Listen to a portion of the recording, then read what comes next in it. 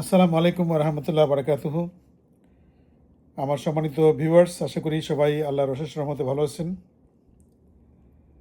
আমাকে অনেকেই ইনবক্সে বিভিন্ন সময় মেসেজ দেন আর কি। হ্যাঁ, অনেক সময় ধরেন কারো মেসেজের উত্তর দিতে পারি না ব্যস্ততার কারণে। আহ, বিশেষ করে আমাদের যে লাইফটা এখন এই এই মানে 26 সালের শেষের দিকে আমরা সময় দ্রুত চলে যাচ্ছে। একটা দিন কখন শুরু হয় কখন শেষ হয় বোঝার আগেই শেষ। এবং দিনে যদি একটা দুইটা তিনটা কাজ থেকে মনে করেন একটা শেষ করে আরেকটা ধরার আগেই দিন শেষ হয়ে গেছে, এরকম হয় আর কি। তো যার জন্য এটা আমি আন্তরিকভাবে ক্ষমা প্রার্থী যদি কেউ মনে করেন আমাকে হয়তো মেসেজ দিলেন আমি সময় মতো উত্তর দিতে পারলাম না। তো এখন আমার প্রচেষ্টা হলো কি দুই একটা কথা বলে যে সবাইকে উত্তরটা দিই আর কি। হ্যাঁ, আমাকে প্রশ্ন করেছেন আমার এক সম্মানিত ফেসবুক ফ্রেন্ড ফলোয়ার, যেটি হোক, খুবই সম্মানিত পার্সন।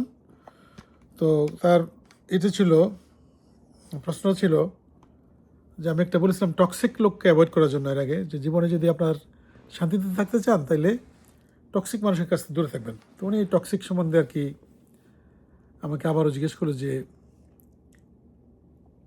আরও সহজ করে বলার জন্য। হ্যাঁ, আমি চেষ্টা করছি বলার জন্য।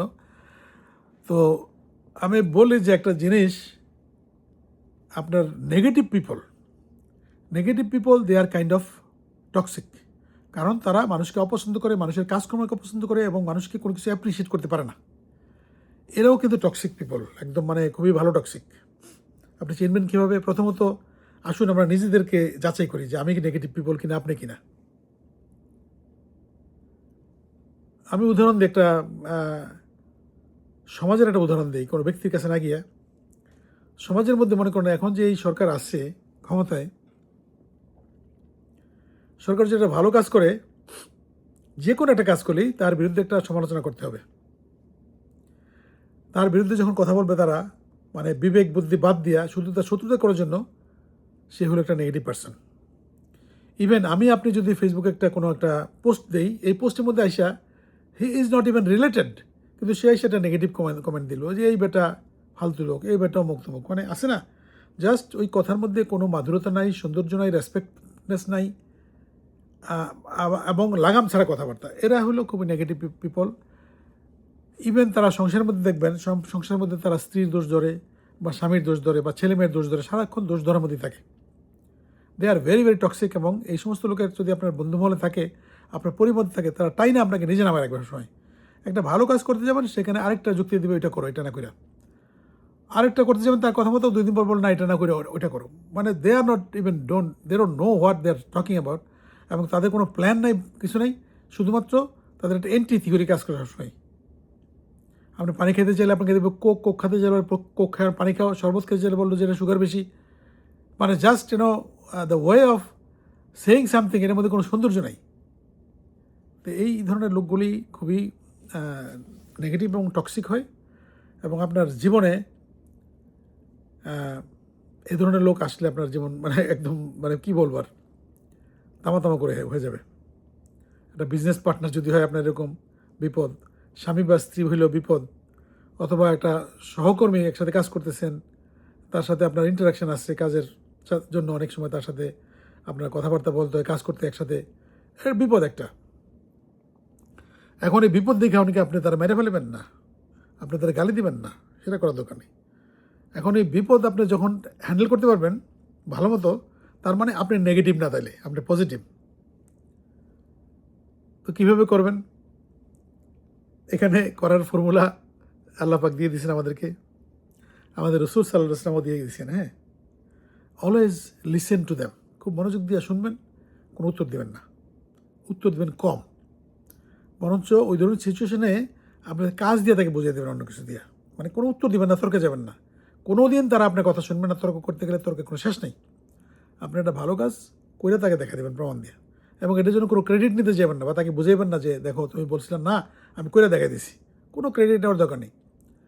হি উইল আন্ডারস্ট্যান্ড, তার বিবিকে তাকে বলবে। তারপরে সবসময় তারা যদি কোনো কিছু বলে উপরে উঠতে চায়, জিতে থাকতে চায়, তাদেরকে জিতিয়ে দিবেন। হ্যাঁ, আপনি বা তুমি ঠিকই বলছেন বা ঠিকই বলেছো, আমার মনে হয় হ্যাঁ তুমি রাইট, কিন্তু জানি না, দেখি, আচ্ছা আল্লাহ ভরসা। মানে এরকম করে তারপর আলাপটাকে পজিটিভ রাখবেন, মানে ওপেন এন্ডেড থাকবেন, ক্লোজ এন্ডেড কোনো কথা বলবেন না, যেখানে কথাবার্তা শেষ হয়ে যাবে এরকম কোনো কথাবার্তা বলবেন না, ওপেন রাখবেন, যে তার ছেলে যেন আপনার সাথে কথাবার্তার মধ্যে থাকে এবং আপনার প্রতি যাতে বৈরিতা না আসে। এবং অলওয়েজ এ ধরনের মানুষকে দেখবেন, আপনি খেয়াল করবেন যে সে কী পছন্দ করে, ওই ধরনের জিনিস তাকে উপহার দিবেন। সে ধরনের একটা জিনিস খুবই পছন্দ করে, বা কিছু একটা বই হোক, একটা খেলনা হোক, একটা ঘড়ি হোক, বা একটা ব্র্যান্ডের শার্ট হোক, তাকে ওই ধরনের জিনিস একটা গিফট দেবেন এবং বিনিময়ে আশা করবেন না কোনো কিছু। মনে করবেন যে এটা আমার একটা ইনভেস্টমেন্ট, এটাতে লাভ হইতেও পারে, না হইতে পারে, দেখবেন ইনশাআল্লাহ কাজ হইতে পারে। আর সবসময় তার অবর্তমানে তার জন্য দোয়া করবেন, আল্লাহকে বলবেন যে আল্লাহ সুবহানাহু ওয়া তাআলা আমার সাথে এই যে সহকর্মী বা আমার স্ত্রী বা আমার স্বামী, আমার ভাই বা আমার বোন, তাকে তুমি আল্লাহ হেদায়েত দাও এবং হেফাজত করো। এই দোয়াটা কিন্তু সবচেয়ে বেশি কাজে লাগবে। তো এইভাবে যদি আমরা মনে করেন আমরা ছাড় দিয়া তারপর তাদেরকে যদি চেষ্টা করি কারেক্ট করার জন্য, সেটা ভালো হবে। আর যদি তর্ক করে ঠিক করতে যান, আপনি জিন্দেগিতে শেষ, এই জীবন শেষ, পরজীবনে গিয়ে আপনি তাদেরকে ঠিক করতে পারবেন না। তো এটা হলো কথা আর কি, আলোচনার বিষয়, যে টক্সিক পিপলের মধ্যে যারা নেগেটিভ তারা বেশি টক্সিক, সাংঘাতিক ধরনের টক্সিক হয়। আর যারা পজিটিভ তারা হলো অন্যের কথা শুনে তর্ক করে না এবং চেষ্টা করে সঠিক কিনা সেটা বোঝার জন্য চেষ্টা করে, মানুষকে অ্যাপ্রিসিয়েট করে, এবং বিশেষ করে কোনো একটা উপকার করলেন তার উপকারের জন্য সে কৃতজ্ঞতা জানায়, ধন্যবাদ জানায়। এরা হলো পজিটিভ পিপল। নেগেটিভ পিপলরা কখনোই এগুলি আপনাকে থ্যাঙ্কস দিবে না, কখনোই আপনাকে এটা মানে রিকগনাইজ করবে না যে আপনি একটা কাজ তার জন্য করতেছেন বা কিছু। তারপর আরও এক প্রকার আসছে, এরা হলো কি, এরা একটু খুঁতখুঁতে, এটা অন্য টাইপের খুঁতখুঁতে আর কি। হ্যাঁ, এরা পার্টিকুলার কোনো কিছু তাদের জ্ঞানের মধ্যে যেটা আছে ওইটার মধ্যে ধরে থাকবে সারা জীবন। মানে সারা জীবন আছে না, ওই যে মানে শেয়ার মন এগুলি চলে গেছে পৃথিবী থেকে, নাই এখন আর, এখন পাউন্ড কেজি চলতেছে, তারপর তারা ওই শেয়ারের মধ্যেই আছে এখনও, 40-এর 1 মন বা কিছু একটা।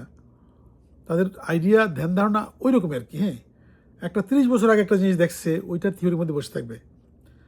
এখানে যেমন মনে করেন আমরা একটা ব্যবসা করতেছি নতুন, আলহামদুলিল্লাহ, এখানে হিউস্টনে।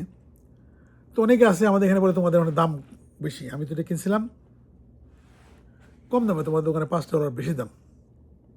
আচ্ছা, ভালো কথা, তো সরি, এটা আসলে আমাদের মনে কিনা বেশি পড়ছে এই সেই।